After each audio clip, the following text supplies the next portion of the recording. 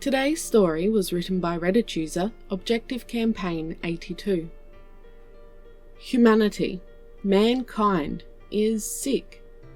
Sick, and no one knows a cure. For the greatest physicians in the galaxy, those who cured death and defeated time, are those same humans. And they don't seem to think there is anything to cure. They die in the hundreds of thousands, and when they go, they die hearty, hale, sound of mind, and with a smile. Before the ascent of humanity and their medicines, death was the predator that got us all. Back then, it was only a matter of when, not if. Never if.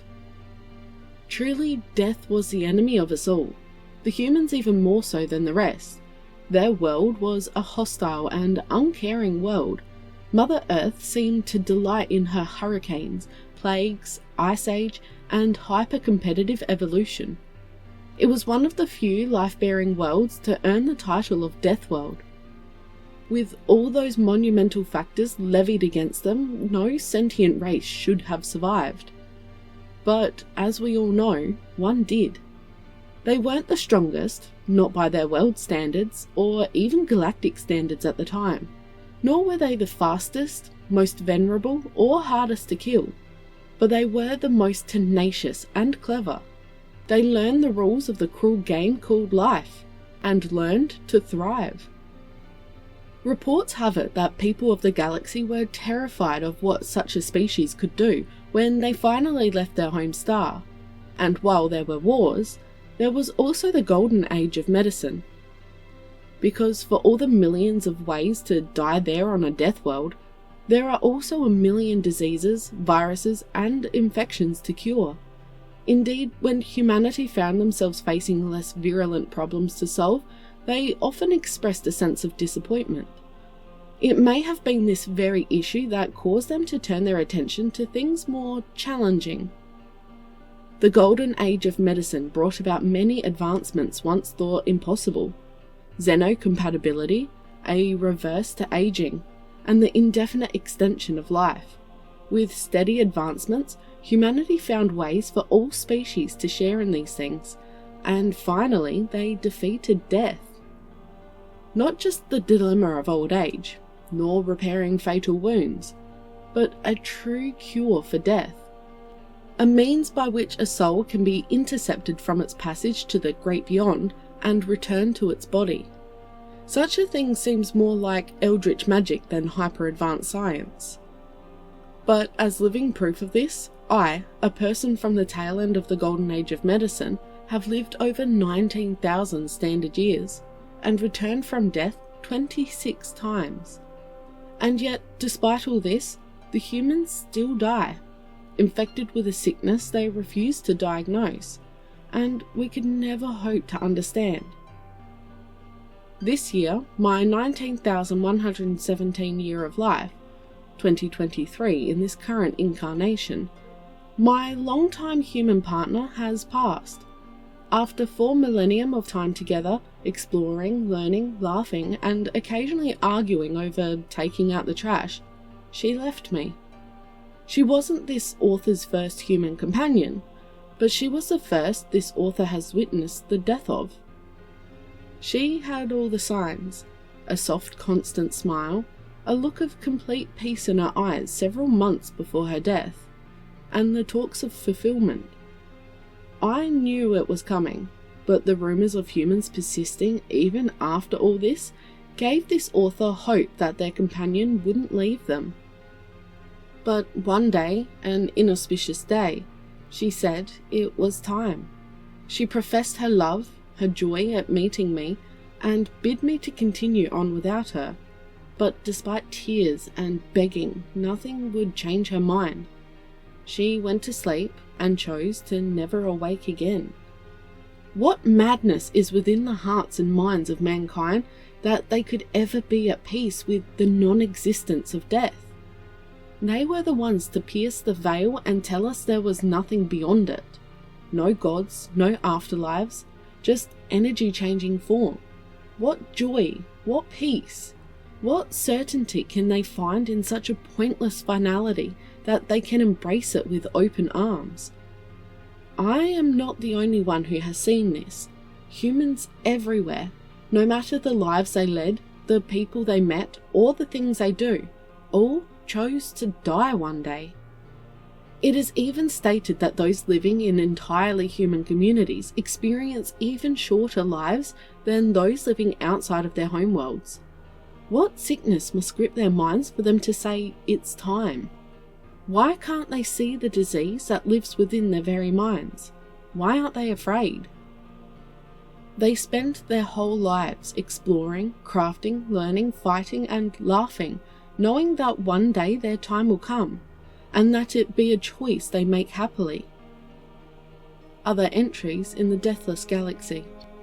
The Eulogy.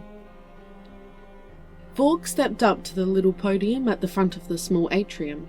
Behind him was a closed coffin that once held the spirit of his best friend Donald. He still felt wretched at the idea that his friend was gone. But Donald said it was his time, and when a human said those words, there was no going back. Vorg, like most people in the galaxy, didn't understand why humans chose to die. It wasn't like they had to. Humanity had defeated death eons before he was born, defeated the need to die, but not whatever was in them that desired it. Many called the suicidal condition of the Deathwalders a curse for being the ones to banish death. But Vorg didn't think that was right. The look on Donald's face when he knew that it was time, it was so peaceful, like he finally had himself figured out. Vorg sniffled.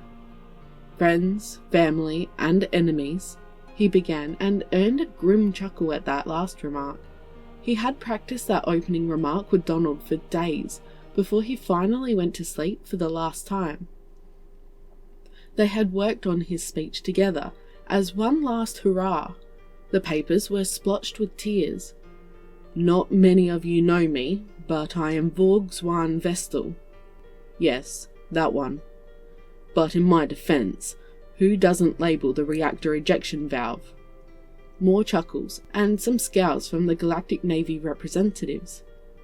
Yes, that little slip-up earned me 5 millennium of punishment duty on the edge of the galaxy watching empty space for invaders with nothing to do. I served about 500 years of that sentence before Donald came along, the only man who messed up worse than me. But in his defense, there shouldn't be a single wire holding the whole council station together. A few more laughs. When he came to join me on that barren, nameless moon in nowhere space, I took an instant liking to the guy. Who wouldn't? But I was worried that he might find his missing piece and leave me. But Donald told me that there was no way in the galaxy he would ever find that on the edge of the galaxy. Vorg's smile faded, but I guess we all know how that went. The room was somber. Humans were very strange creatures, Vorg thought. They spent their whole life searching for that thing that would complete them so that they could happily pass on. But when one of them did leave the waking world, they all grieved in the most passionate and heartfelt ways Vorg had ever heard of.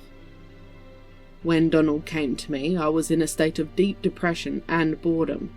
I would go out on patrols, not because of duty or anything stupid like that, but just to do something different.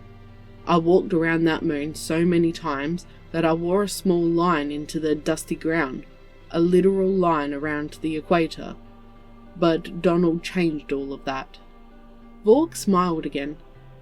At first it was the little things, like how he would fiddle with the food replicator, or when he decided to repaint the walls of the base. Donald started to join me on my patrols, but when he did, he would always bring a couple of rocks, or have me drive in strange directions. It wasn't until our resupply ship came that I realized that Donald and I were carving giant alien genitalia into the moon's surface, since it was only visible from space. This got a louder chuckle out of the mourners. He let them laugh. This next part, Donald never saw. These were Vorg's true feelings. I'm sure you've all heard of him refer to the moon carvings as his magnum opus. Vorg began again, and I've heard a few people say that Donald was born just to spitefully carve obscenities because he was bored. That he was a man born to show that man just what he thought of their rules. But I was there with him when he found whatever it is that you humans are looking for. The somber ambience deepened, like a heavy blanket over the shoulders of the crowd. When Vorg began to speak again, his voice was soft, almost a whisper. It was just another patrol. We were just shooting the shit in the rover. I don't even remember what we were talking about. It was the same kind of thing we did every day. Then he got this weird misty look in his eyes, and he gave me a soft smile. I knew what it meant, but in the back of my mind, I was hoping it was just another one of his pranks. It wasn't. A few tears fell down Vorg's face. His voice cracked. I really don't understand you humans. You spend your whole lives searching for a reason to die, and when you find it, that thing you're all searching for, his tears fell freely. It's not something grand like changing the face of some random space rock. It's just being there, talking with a friend, telling dumb jokes. A few people in the crowd also began to cry. When Vorg spoke again, his voice was hoarse. Sometimes I wonder that if I had said something else that day, or stayed behind, or maybe if I hadn't befriended him, would he still be here? I know it's not fair to Donald to have these thoughts, but I just want to have my friend back. Sometimes I want to hate him for leaving me. We could have been friends for eternity, until the heat death of the universe. Maybe we would have grown apart, or maybe we would have been inseparable. But at least I would know that he was out there somewhere causing trouble. But then I remember that look on his face. It was like his whole life he was missing a piece of himself, and he finally found it. He put a hand to his chest. Sometimes I feel the same way, like I'm missing a piece of myself, and maybe, someday, I'd like to find it, just like Donald did. He raised a glass of spirits up. So, let's remember that even though Donald's gone, he died happy and complete. He found that little piece of himself that I think we're all looking for, human or otherwise. To Donald.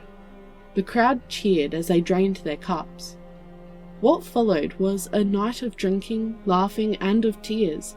The ancient human tradition of a wake was a strange one to Vorg. His people had all forgotten their funeral traditions.